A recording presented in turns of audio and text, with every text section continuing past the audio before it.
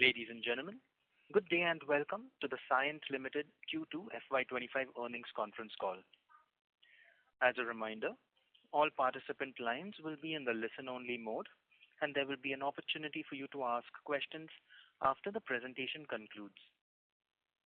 Should you need assistance during this conference, please signal an operator by pressing star and then 0 on your touchtone phone. Please note that this conference is being recorded. I now hand the conference over to Mr. Krishna Bodanapu, Executive Vice Chairman and Managing Director at Cyient Ltd. Thank you, and over to you, sir. Thank you very much, and good evening, ladies and gentlemen. Welcome to Cyient Ltd's earnings call for the second quarter of fiscal year FY2025. Present with me on this call are Karthik Natarajan, CEO and Executive Director, and Prabhakar Atla, President and Chief Financial Officer. Before we begin, I would like to mention that some of the statements made in today's discussion may be forward-looking in nature and may involve risks and uncertainties. A detailed statement in this regard is available on our website, in our investor update, which has been mailed to you and is also posted on our corporate website. This call will be accompanied with an earnings call presentation. The details of these have been shared with you already. Coming to the highlights for the quarter, as you may be aware, we Cyient Ltd recently concluded part divestment of our stake in Cyient Ltd. We sold about 11.5 million shares for a consideration of approximately 875 crore rupees. Our stake in Cyient DLM now stands at 52.16%. We plan to use the proceeds from the stake sale towards fulfilling our capital requirements across organic and inorganic initiatives in our recently launched semiconductor business to drive accelerated growth. We will also partly use some of this consideration towards the retirement of Cyient Ltd's debt. I am very pleased to announce that we're making strong and continued progress towards unlocking the potential of our semiconductor business.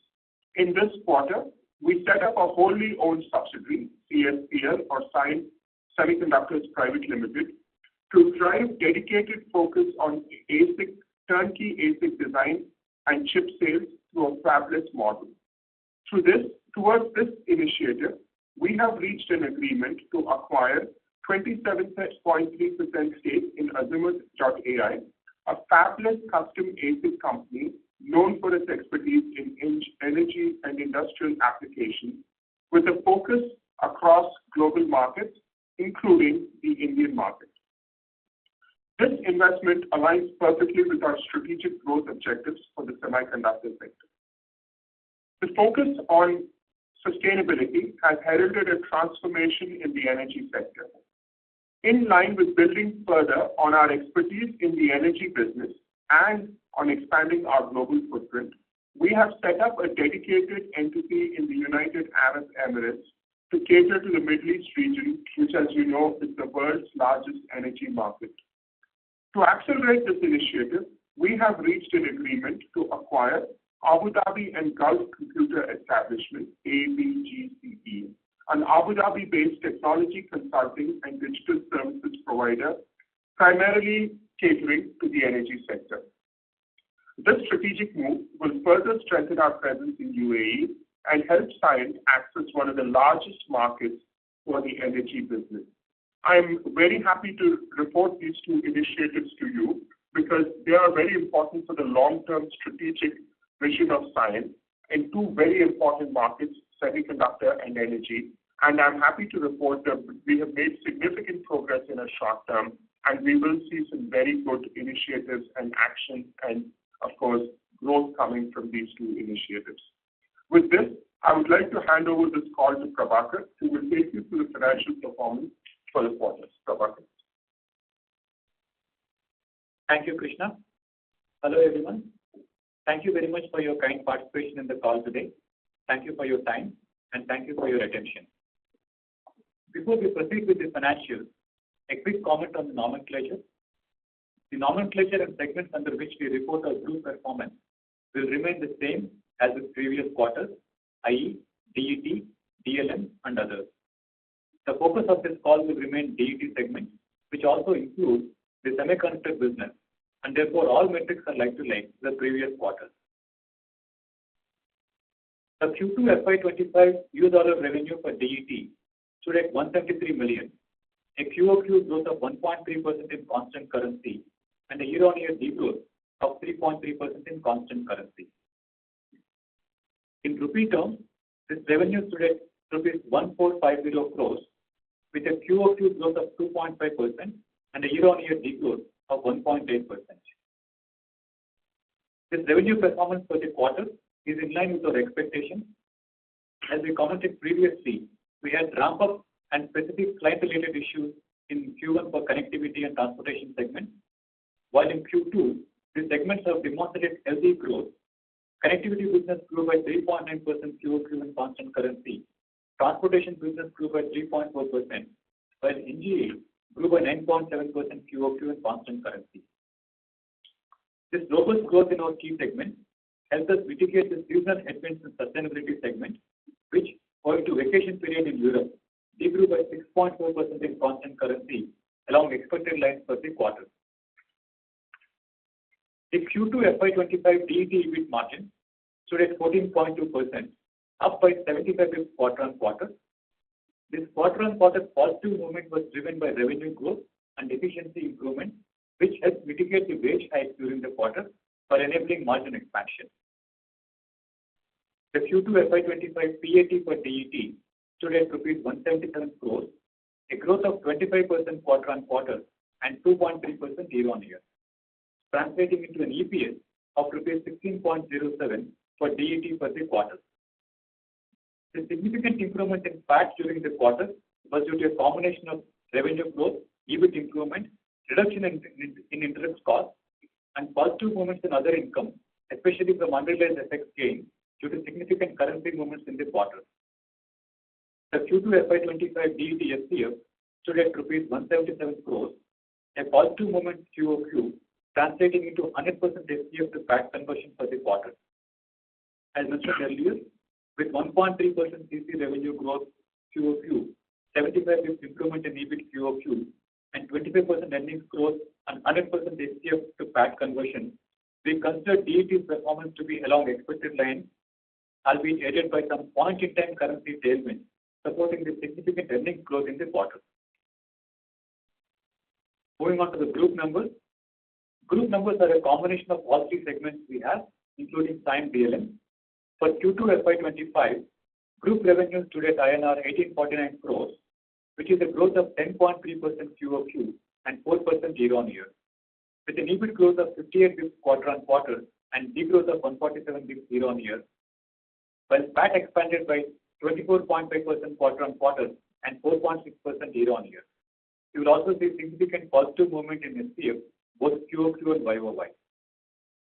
We are also very pleased to inform you that we are announcing an interim dividend payout of Indian rupees 12 for FY25. Before I conclude the financials, allow me to present a few quick other updates. As you are all aware, and as Krishna mentioned earlier, in course of the quarter, we have raised capital through partial divestiture of Cyient's stake in Cyient DLM. Part of the proceeds from this transaction was utilized to retire long-term debt, which helped optimize our debt position from $47 million at the end of Q1 FY25 to $9 million at the end of Q2. As you also recollect, our debt position was $94 million at the end of FY23, which we were able to bring down to the current level through consistent focus on cash generation. While a part of the sales proceeds were utilized for debt reduction, most of the sales proceeds have been allocated to support investment, which we intend to make in our semicon business, which we believe has significant growth potential in the turnkey asset space as our next growth engine. From an accounting perspective, this divestiture is considered as an equity transaction with no impact on Cyient DET P&L, however, with an impact on consolidated P&L and balance sheet. With this, I'd like to thank you once again for your time, and I will now hand over the call to Karthik for a more detailed commentary on DET performance for the quarter. Thank you, Prabhakar. Good evening, everyone. And top of the commentary that you heard from Prabhakar, I just want to share some of the updates about individual business units. And to start with transportation, which has seen a growth of 3.4% in quarter-on-quarter in constant currency, has also shown a degrowth of 7.3% year-on-year. and this is strongly the recovery shown from aerospace, and I think that's something which we have guided earlier, and we are happy with the progress that we made in the transportation segment. Connectivity, we have seen a growth of 3.9% quarter-on-quarter, and with about -6.1% in year-on-year. And North America led the growth, and we continue to see Europe recovering in H2. We are confident that the communication segment will continue to grow for the rest of the year as well. Sustainability, which has seen a seasonal impact due to the holidays in Europe, has shown a degrowth of 6.4% in quarter-on-quarter and -2.2% year-on-year. And we expect the sustainability to be better in H2 as compared to H1 as well. New growth areas, which has shown a significant growth of 9.7% in quarter-on-quarter basis and also 6.7% year-on-year basis. The growth was led by healthcare and life sciences, automotive, and semicon. All three sub-segments have shown growth, and we do expect that to continue to live up to the expectation of being called as new growth area, and we are very confident about the growth even in H2 as well. All in all, I think we have seen a growth of 1.3% in constant currency quarter-on-quarter, with -3.3% in year-on-year. As far as order intake is concerned, we have received about 156.8 million order intake, which is about -14.7% compared to the last year same quarter. And we expect this to significantly improve during H2, and we do feel that some of the seasonal changes that we've seen here should get corrected in H2. Also moving on, some of the interesting areas of progress that we made, and happy to share some of the new wins around the technology solutions and programs that we launched over the last couple of years, and led by some of the deals that are highlighted here, and digital PLM platform migration and digital enhancements for our MedTech customers to improve the process simulation, and followed by a digital platform implementation and process enhancements for our defense customers, as well as the mixed signal ASIC for medical analysis and DNA sequencing for a MedTech leader. And happy to report a deal of design and development of connected IoT analytics SaaS platform for mid-size utilities player and to provide real-time monitoring and data-driven insights. This is an interesting deal, and we do feel some of these opportunities will continue to grow, and we are confident about winning more such deals in the similar area. And followed by the last one, which I'll highlight, is about the AI-enabled intelligent content platform solution and for automating the technical publication for a large aircraft manufacturer out of Europe. I'm also happy to report we have been recognized by ISG as a product challenger for strategy and consulting and development and deployment of GenAI platforms for mid-sized providers globally, and also recognized by Microsoft as a solution partner, designation in two areas, data and AI, as well as digital and app innovation. With that, I'll hand it over to the moderator to talk to you. Thank you very much. We will now begin the question and answer session. Anyone who wishes to ask a question may press star and 1 on their touchtone telephone. If you wish to withdraw yourself from the question queue, you may press star and 2. Participants are requested to please use handsets while asking a question. Ladies and gentlemen, we will now wait for a moment while the question queue assembles.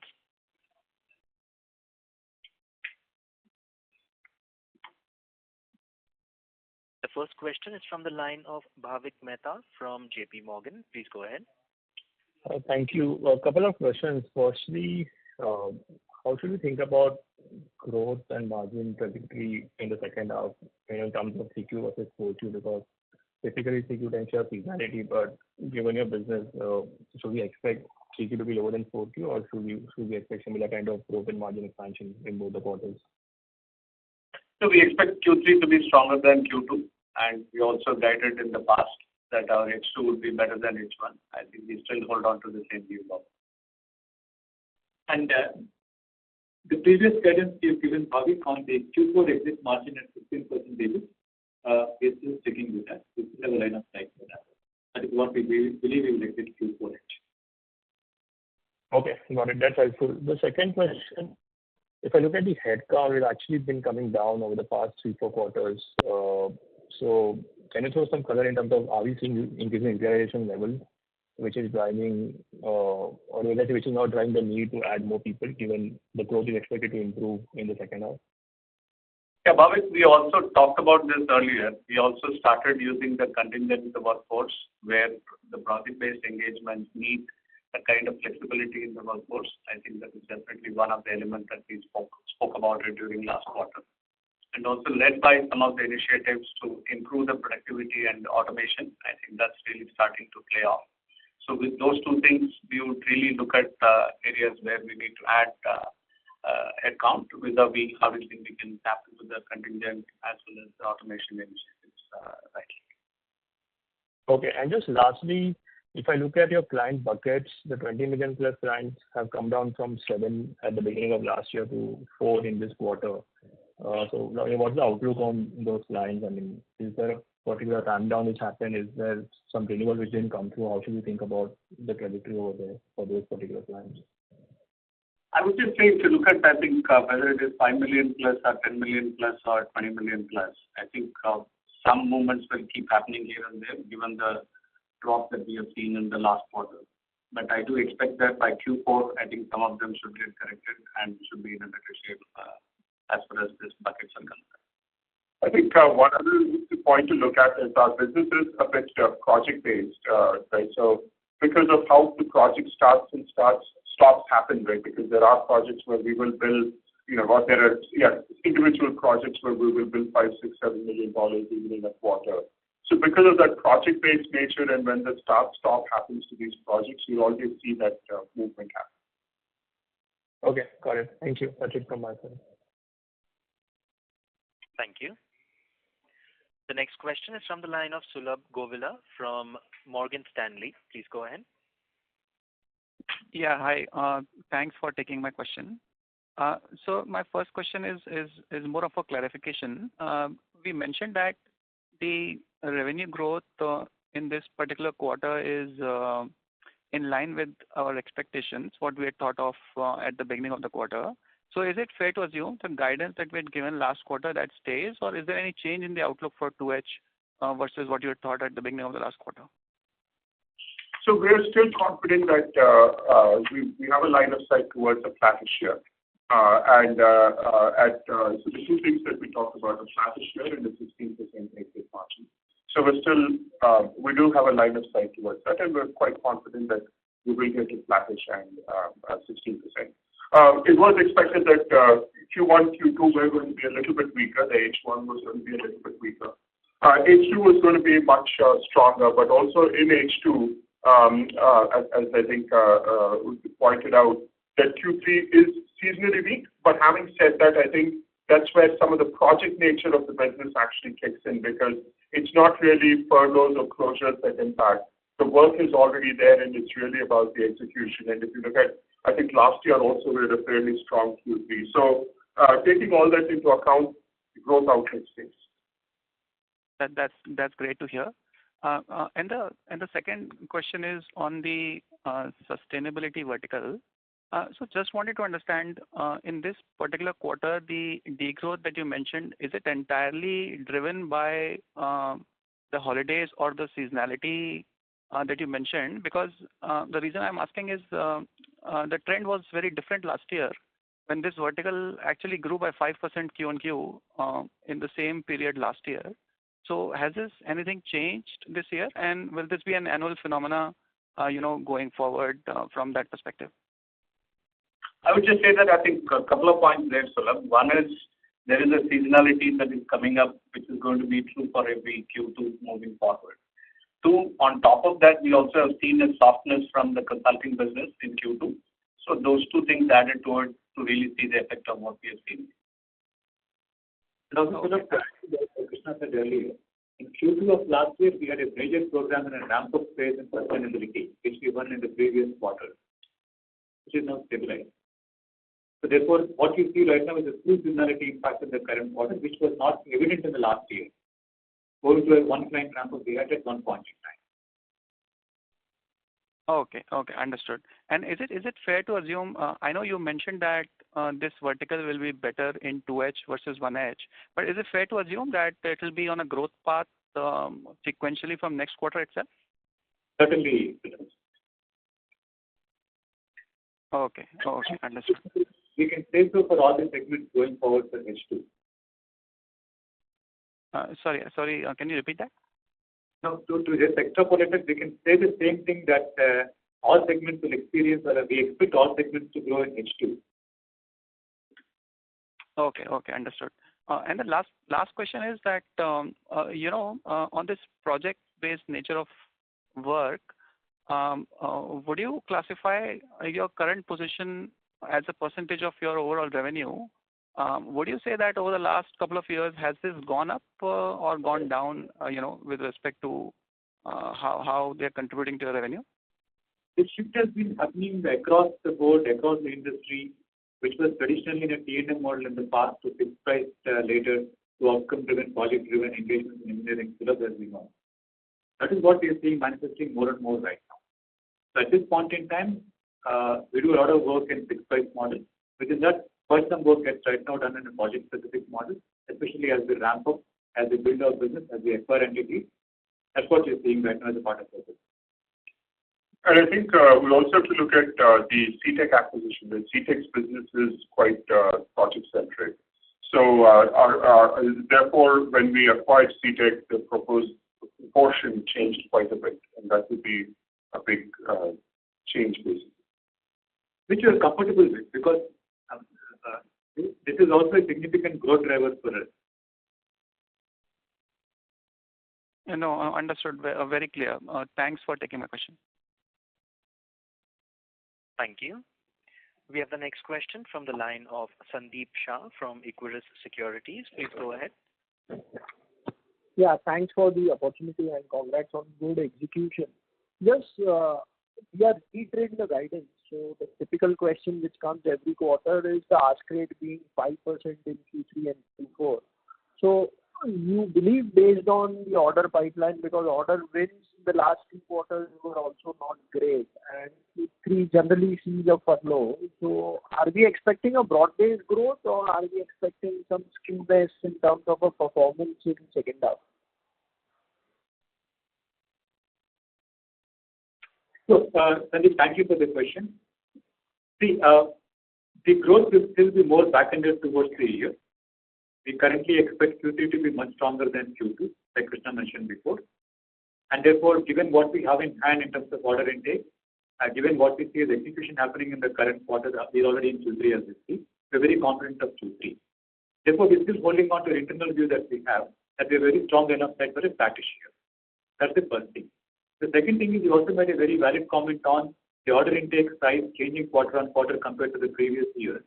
But also a reflection of, we spoke about it in the beginning of the year, that this year, owing to whatever macroeconomic situation that we are currently handling, the deals are being truncated into smaller tranches, which basically means order intake might look different compared to previous years, but the execution runway also is that shorter compared to the previous year. So dynamic is switch in terms of how we are managing the business. Okay, thanks for this clarity. So this second half performance based on the implied guidance is based on the orders won, or you expect some orders to come in the order win in Q3, Q4, and some of them would be executed as part of the revenue to achieve the guidance in Q3, Q4?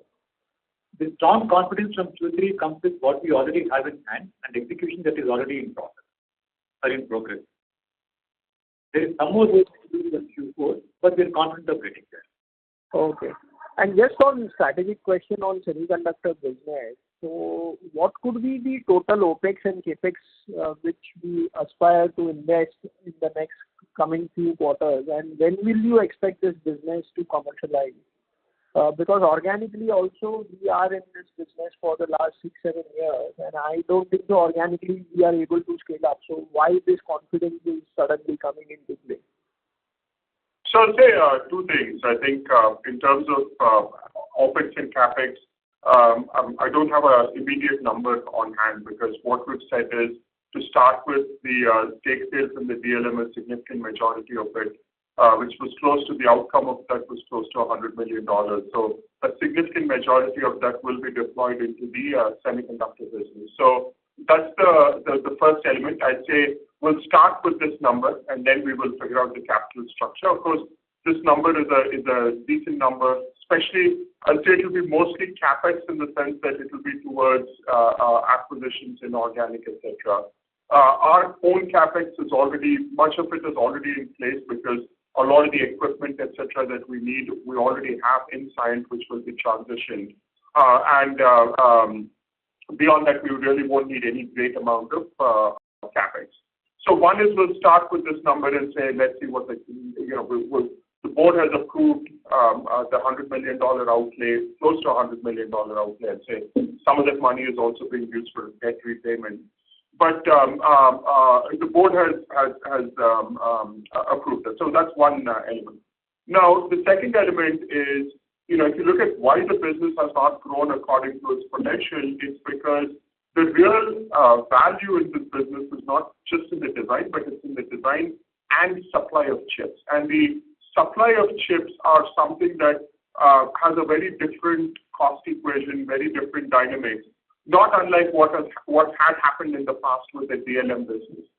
So we believe that if we can run this as an independent business, our ability to take on a lot of these chip sales related deals, because a lot of times we've lost deals because we wouldn't take on the chip sales, or we put irrational margins as the market sees it, as the market sees it, we put irrational margins on chip sales. All that can stop, and we can get a lot more aggressive with the design and sourcing of chips. So that's really the confidence that I'm getting on this business. Actually, in many ways, the turnkey ASIC business, the design and sourcing of chips, is a business that's not very dissimilar to the DLM business with its economics, time cycles, etc. Therefore, we weren't able to really be aggressive and grow it in Cyient because that would have played havoc with our margins, with the lumpiness of the business, cyclicality, etc. But as an independent business, I'm very confident that we can grow much faster than what we've grown in the past. Okay. And just the last question, in terms of any investments in this business, in terms of talent or some other OPEX, this year may not impact the Cyient DET margins because we are already calling out 16% by Q4. But do you expect FY26 margin may get impacted because of this business being in an investment mode? I would say not necessarily. I think there is a way to segregate this. When we say 16%, so this year, the investments that we'll make will be minimal, and I don't think it even makes sense to call them out. From next year, of course, the board, if you may recall, last quarter, I think during this quarter, like you said, the board also gave us permission or the approval, to create Cyient Semiconductor, which will be a separate step-down subsidiary. So we will report those numbers in the step-down subsidiary. And again, we don't see any material impact, at least in the foreseeable future. Okay. Thanks and all the best. Thank you. Thank you. Ladies and gentlemen, if you wish to ask questions, you may please press star and 1. The next question is from the line of Vibhor Singhal from Nuvama Equities. Please go ahead. Hi. Thanks for taking my question. I just wanted to understand a bit more on the seasonality in the sustainability vertical that we have spoken of. Now, I went through the transcript for the last 4 years of our company. Now, I never talked about any seasonality in Q2 before this. If you look at all the other companies, in the IT services sector or the R&D segment, no one is talking about any kind of seasonality in Q2 either this time or before. So could you just help us understand what are these kind of clients? Because Europe as a geography is also quite a lot of your peers as well. And we've never heard about anything. Vibhor, the line for you is not very clear. You might have to repeat your question, sir. No. Yeah, audible now? It's a little better, sir. Please go ahead. Yeah. So, sorry for that. I was just trying to understand the seasonality that we spoke about in Q2 in the sustainability vertical. Now, I went through the transcript of the last 4 years of the company, and I couldn't find anything that we would have mentioned about the seasonality in the business ever before. Any of our peers in IT services or ER&D, they haven't spoken about any kind of seasonality because of European holidays also, either this quarter or in Q2 before this as well. So could you just help us understand what is the kind of clients that we are talking about, which are kind of leading to this kind of seasonality? And will this be a recurring phenomenon going forward as well? But I'll start with that and also ask Prabhakar to chime in. So if you look at, we acquired this company called Cyient way back in August 22. So you cannot have seen it on a full year basis in that quarter as much as what you are seeing now. Last year, as Krishna mentioned, we had a ramp up of one of the projects, which is probably not given the impact of the challenge that we had because of the holidays. So this is a very common thing for this business that we have heard in the last 5 years, how the business was run. So their best quarters has been Q3 and Q4 in the last 5 years. And Q2 has been seasonally weak because of the holiday season that is there in Europe. Any business which has a significant bias of countries like Finland, Norway, Germany, and France, and Sweden, I think you will find that most of them have a significant vacation period between July to September. And that is something that we are seeing that if you look at, we are not saying at overall Cyient level, but the sustainability level, this business has a significant impact from the European side. So that's the reason why we are calling out this for that business unit. Got it. So, yeah, sorry, please. Yeah, Prabhakar. Of customers or their spend. This is about seasonality coming in because of, let's say, the furlough equivalent of US when people talk about it in Q4 or Q3 typically. That people typically tend to go on vacation. Therefore, we do not pursue in that period. Got it. So basically, it's an acquired seasonality because of the Cyient business. Absolutely.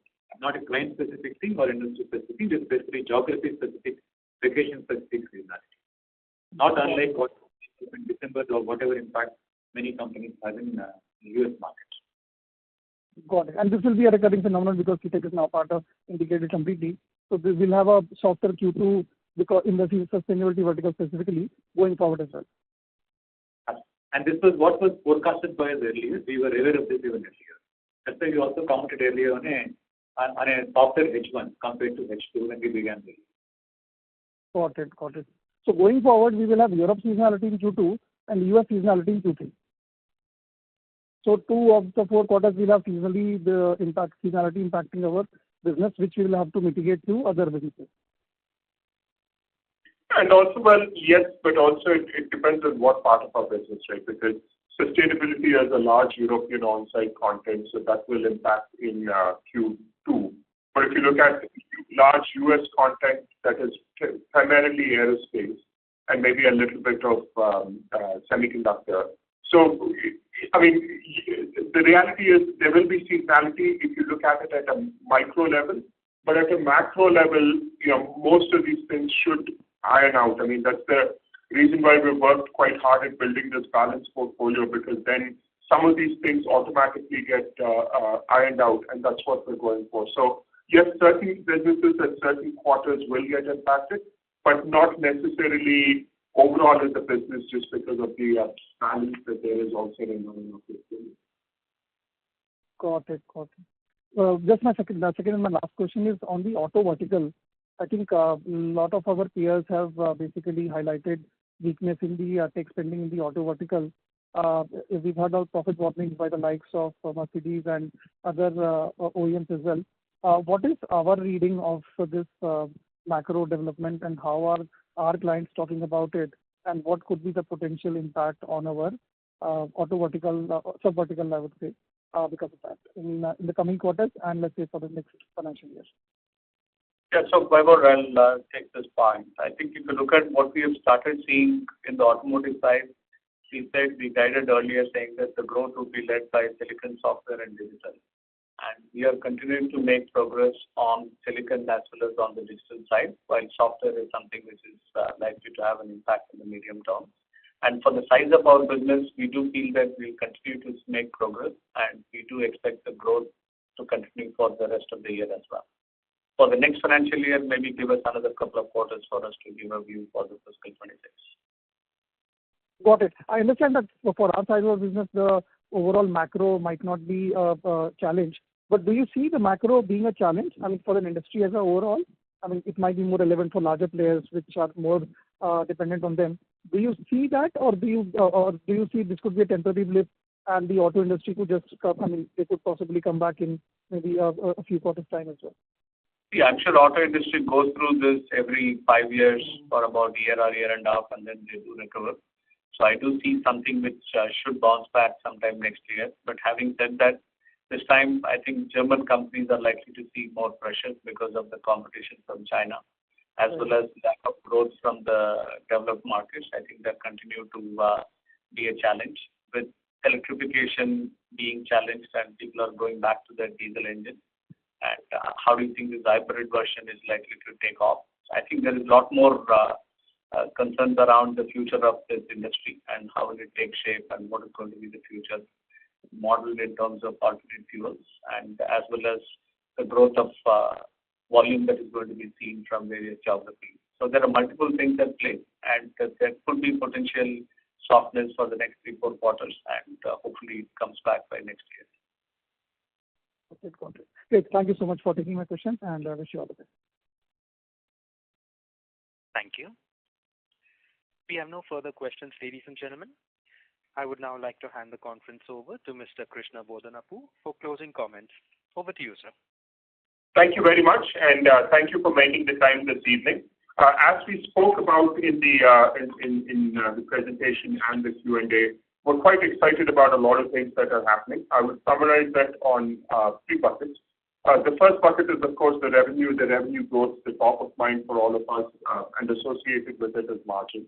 As we reiterated, I think the second half continues to look much better than the first half.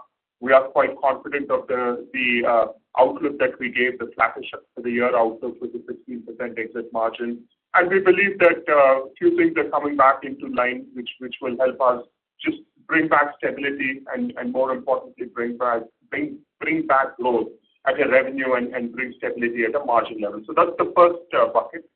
On the second bucket, the investments that we're making are also playing out. Semiconductor is a very important sector. It's going through a inflection point, and I believe we're going to position ourselves very strongly in this inflection point to take advantage of the growth and the investments that are going to happen in this sector. Similarly, energy is a very important sector. We spoke a little bit about our acquisition of Cyient in Finland about 24 months ago.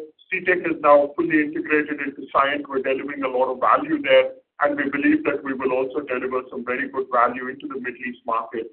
So all these things will really help with the, perhaps not with the immediate growth, but definitely with the medium to short, medium time. A couple of quarters we'll start seeing the outcome of a number of these and a lot of other initiatives that we'd highlighted to you and updated you in the past. The third thing which we didn't talk about is the strength of the balance sheet. One is, of course, we continue to maintain a strong balance sheet in terms of how we're audited, et cetera, et cetera. But more importantly, this quarter, also we cleaned out all the debt. We had $94 million of debt after the acquisition of Cyient, and purely from organic cash generation in the last 18 months, we were able to clean out that debt. Of course, we took some money from the DLM acquisition, but that's only a stopgap just on how we manage our investments and cash flows. So I also am very happy to report that there's a very strong balance sheet in place. And now for us to, again, perhaps lever up and perhaps do even more acquisitions, well, we will definitely do more acquisitions, so perhaps lever up to do those acquisitions. The dry powder and the financial muscle and wherewithal that we have is significantly higher. So on all these 3 counts, the here and now of revenue and growth, the strategic investments that we're making, and the strength of the balance sheet, gives me immense confidence that we're going to see some very good quarters ahead of us. With that, thank you very much for your support as always. Thanks for the great questions, and we'll again speak in about a quarter or so. Thank you. Thank you. Ladies and gentlemen, that concludes this conference. Thank you all for joining us. You may now disconnect the lines.